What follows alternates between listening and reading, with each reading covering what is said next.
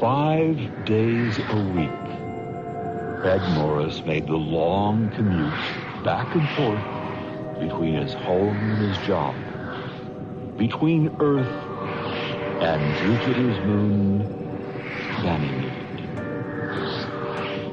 Sci-Fi Radio presents an adaptation of Philip K. Dick's Sales Pitch. Philip K. Dick is a great American novelist of the 20th century. He wrote over 40 novels and a bunch of other stuff. He is usually associated with science fiction, not wrongly. He spent most of his career published in that field, and a lot of his work includes aliens and other planets and rocket ships. But he also is one of the most typical examples of how a great writer transcends category, because his work seems to connect to critique of contemporary society. It's metaphorical, absurdist, surreal. Do you mind if I smoke? It won't affect the test. He was the source for the movie Blade Runner, which came out shortly after he died, and in retrospect was the very, very first salvo in what became a kind of slow recognition and legitimation of his efforts. And all his books are now in print, and he's very famous. So it's that very rare happy ending in literary history where the forgotten writer or the marginalized writer becomes really important to a lot of people and very widely studied and read and enjoyed. And unfortunately, he wasn't around to be part of that.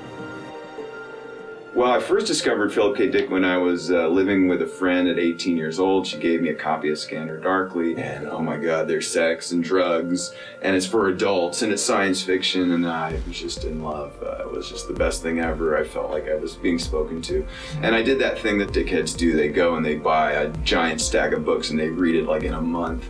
But it wasn't actually until I went to college. I had a teacher who taught Do Androids Dream of Electric Sheep in American Literature class. And he taught it right alongside T.S. Eliot's The Wasteland and F. Scott Fitzgerald's The Great Gatsby, as if it was an equally worthy work of art, and that it had the same themes.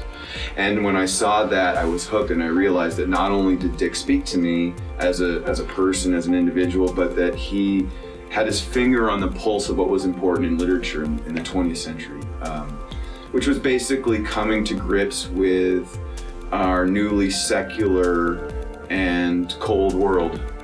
And how to stay human in the face of encroaching technology.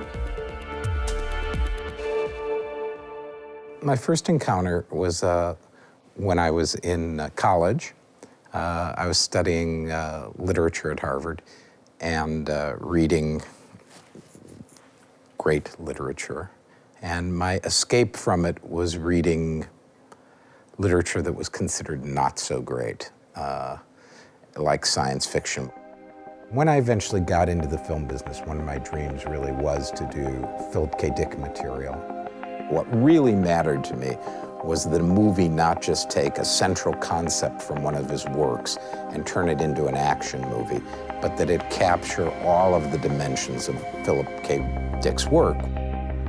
I mean, we could go to a Tolkien fest and we would find people equally entranced by Tolkien. We could go to a T.S. Eliot fest and I would be there, and we'd all be equally infatuated with T.S. But there's a unique nourishment that people seem to get from Dick's work, a different relationship. We don't, I think, celebrate the man. I think we celebrate a construction of the man, but I think that construction tells us a lot about what we want. What we want is somebody who is on the edge, who has been up so high in the thin air that they've seen over the mountain, but they're also dizzy, they also have some altitude sickness. He became my model for what sort of novels I wanted to write. And I wanted to be funny and scary and strange in exactly the same measures. My first aspiration was really kind of almost, embarrassingly silly, that I just thought if my books were just taken to be like the next best thing since he's not around, okay, like B+ Philip K. Dick novels, that was gonna be good enough for me. I just wanted to write more of what he did. I was a pretty selfish person at 18, at 19, at 20. I'm not sure how unusual that is. I don't think particularly unusual, but it really was a slap in the face, this work to say, you know, what are you doing? You know, how are you living your life? I credit my marriage to Philip K. Dick in the sense that it gave me the ability to be empathetic enough to have a quality relationship. I credit my ability as a father to Philip K. Dick. Again, my dad wasn't particularly present, and Philip K. Dick's not a particularly good surrogate dad, but his books are, his art is a very good moral teacher.